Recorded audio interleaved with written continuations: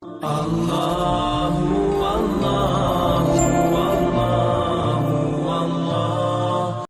Hadis yang selanjutnya adalah hadis yang disebutkan oleh Imam Bukhari juga, ada di situ di footnote, di situ disebutkan tentang riwayatnya. Man ata'ani, kata Nabi SAW, man ata'ani faqad ata' Allah, wa man asani faqad asa Allah, wa man ata' amiri faqad ata'ani, wa man asa amiri faqad asani. Barang siapa yang taat kepadaku berarti ia taat kepada Allah, dan barang siapa yang durhaka kepadaku maka dia telah durhaka kepada Allah. Artinya semuanya harus diikuti karena ini perintah sang pencipta Allah. Dan barang siapa yang taat kepada pemimpin pilihanku, misal Nabi SAW lagi safar keluar kota, kemudian beliau menitipkan Madinah kepada salah seorang sahabatnya, atau beliau mengirim pasukan, ditunjuk salah satu jadi pemimpin perang, maka harus dipatuhi. Siapa yang patuh pada pemimpin yang aku tunjuk, dia telah patuh kepada aku. Siapa yang maksiat, durhaka pada pemimpin yang aku tunjuk, maka dia telah maksiat kepada aku. Saya kasih contoh. Seorang sahabat Nabi bernama Amr bin As radhiyallahu anhu. Tahu ya? Orang ini dulu musuh Islam. Setelah dia masuk Islam 3 bulan, Nabi SAW membentuk pasukan untuk menyerang salah satu suku Arab yang memang dasarnya mau menyerang Madinah. Suku ini suku besar. Amr bin As baru masuk Islam 3 bulan, oleh Nabi SAW dijadikan pemimpin perang. Itu menjadi pimpinan perang, komando perang. Dan di dalam pasukan itu ada Abu Bakar, ada Umar, ada Uthman, ada Ali, ada Talha, ada Zubair, ada sahabat-sahabat yang mulia nih. Tapi Nabi SAW tunjuk Amr bin As. Harus dia jadi pemimpin.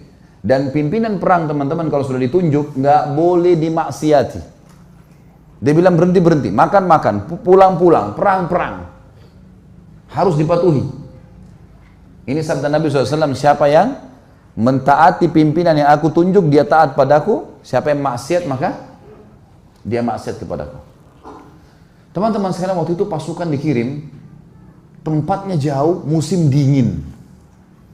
Zaman dulu orang kalau musim dingin hangatin diri, dan teman-teman kalau tahu, saya subhanallah waktu hadapin musim dingin di Madinah karena 7 tahun di sana. Kalau musim dingin dan kita pergi ke daerah padang pasir, teman-teman, luar biasa, menusuk ke tulang. Dingin sekali. Sampai di kampus saja, di kampus sudah masuk kota Madinah, banyak bangunan ya. Itu kalau kami mau tidur, biasanya saya dulu pengalaman gitu sama teman-teman, selimutnya didudukin dulu. Hangatin dulu, kalau enggak kayak ditusuk-tusuk sama pisau, panas, dingin sekali. Apalagi padang pasir nih, luar biasa. Waktu itu dingin sekali.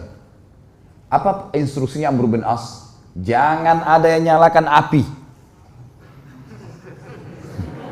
Nggak boleh ada yang nyalakan api. Umar bin Khattab tahu, ini Amr bin As ini, kalau bahasa kita anak kerucu nih. Baru masuk Islam 3 bulan mau ngatur-ngatur gimana nih? Dan dulu musuh Islam ini. Amr bin As ini perlu antum tahu ya radhiyallahu anhu, beliau yang diutus oleh Quraisy ke negeri Habasyah untuk menjemput Ja'far bin Abi Thalib dengan teman-temannya kembali ke Mekah baru untuk disiksa. Tapi dia masuk Islam di tangannya Najasyi. Kaget dia, kok Najasyi raja itu bisa masuk Islam? Akhirnya dia belajar, dia masuk Islam gara-gara itu. Kata Umar, hai Amr, dingin. Kau larang bakar api, gimana ceritanya nih? Kata dia, instruksi kok nggak boleh bakar api. Coba bayangin, Umar bin Khattab ini 1 kali di box Amr ini bisa mati. Orangnya tinggi besar. Emosi Umar, tapi ditinggal. Ke Abu Bakar, ya Abu Bakar, Amr ini nggak, apa ini anak baru kemarin masuk Islam, sudah gini instruksinya gitu. Abu Bakar bijak. Hai Umar, Rasulullah SAW tidak menunjuk dia, sementara ada kau dan ada yang lain-lain kecuali memang dia yang paling pantas. Ikuti dia, berarti mengikuti Rasulullah SAW. Diam, sabar. Umar sabar. Besok pagi, menjelang subuh, pimpinan perang teman-teman, itu dia yang harus jadi imam. Gak boleh orang lain. Ada Abu Bakar, ada Umar, ada Uthman, ada Ali, ini penghafal Quran semua ini. Ulama besar, nggak boleh, harus Amr jadi imam.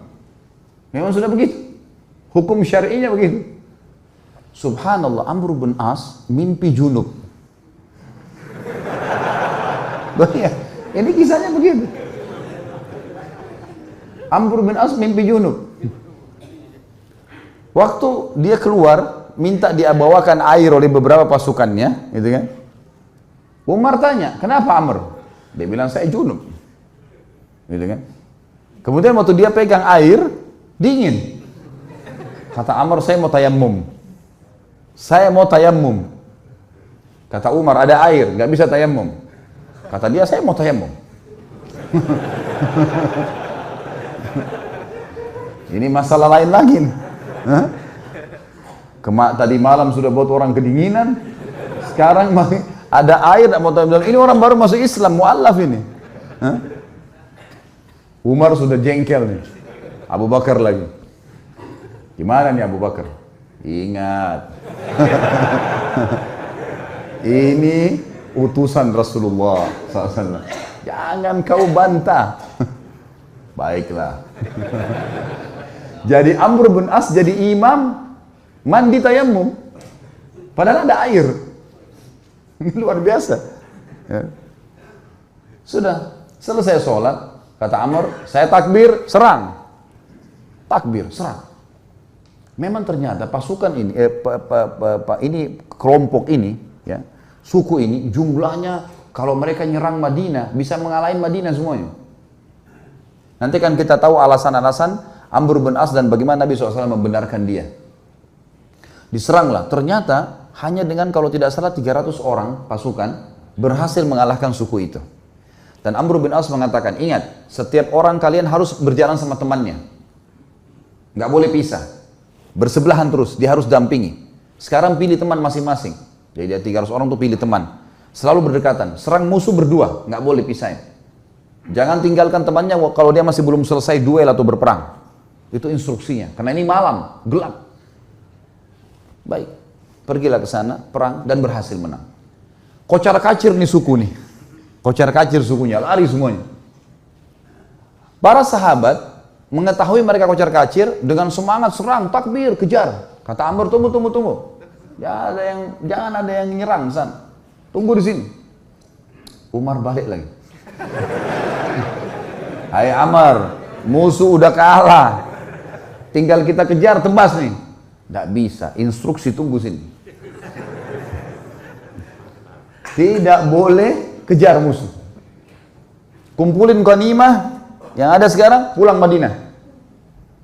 Tentu sahabat-sahabat yang lain yang didukung siapa kira-kira? Amr atau Umar? Umar. Karena mereka tahu siapa Umar gitu kan. Mereka juga tahu siapa Amr. Pikiran mereka ini Amr ini 3 bulan yang lalu perangin Islam. Ini musuh besarnya Islam ini dulu. Baiklah, pulang pasukan ke Madinah. Baru turun dari kuda, Umar langsung, ya Rasulullah, ini Amr buat begini. Tidak boleh nyalain api, kita lagi kedinginan. Malam-malam dia mandi junub, tidak pakai air, tayammum. Kemudian musuh kalah, kita dilarang pergi tangkap musuh. Padahal itu kan ghanimah. Musuh yang lari itu kalau ditangkap kan jadi hamba sahaya. Bisa diperjualbelikan. Lalu Nabi SAW tanya di depan mereka semua, hai Amr, keluhan sudah sampai kepadaku. Apa jawabanmu? Ya Rasulullah, pasukan suku yang kita serang ini adalah suku yang jumlahnya kalau semua berhasil menyerang Madinah keesokan harinya habis kita nih. Pasukan perang jumlahnya banyak. Kalau kita nyalain api, mereka tahu kita ada, habis 300 orang lawan sekian ribu, gimana caranya? Kata Nabi SAW, benar. Lihat, Nabi SAW tidak salah memilih pemimpin nih. Nabi bukan orang bodoh. Wahyu dari langit nih. Yang kedua, kenapa kau mandi junub dengan tayammum? Ya Rasulullah, airnya seperti es.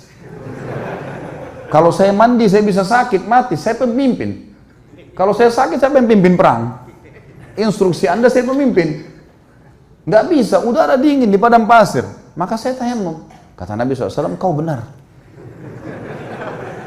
Umar yang tadinya marah, redam. Yang ketiga, kenapa kau biarin orang pergi, nggak ditangkapin? Ya Rasulullah, 300 orang. Lawan sekian ribu orang pasukan ini. Kalau kocar-kacir pasukan saya, nyerang sana sini nangkap, kita akan dikalahkan pasti. Mereka bisa tahu jumlah kita, tapi kalau kita ngumpul kelihatannya banyak. Dan target kan ngalahin mereka. Mereka sekarang sudah takut dan mereka gelap tidak tahu jumlah pasukan kita. Ngapain kita nyerang-nyerang sana? Toh ganimanya sudah ada. Target sudah tercapai. Mereka kalah, nggak usah buru-buru itu. Kata Nabi SAW, kau benar. Abu Bakar balik ke Umar. Nah, sudah tahu?